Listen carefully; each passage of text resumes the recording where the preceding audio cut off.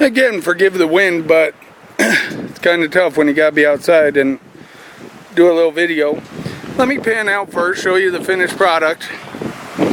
Took quite a bit of work to get this all done today, but one of the things I do have a cautionary tale about is when you have kids water, make sure that you are with them when they do, because children have a tendency to kind of spray the surface and go, oh, it's wet.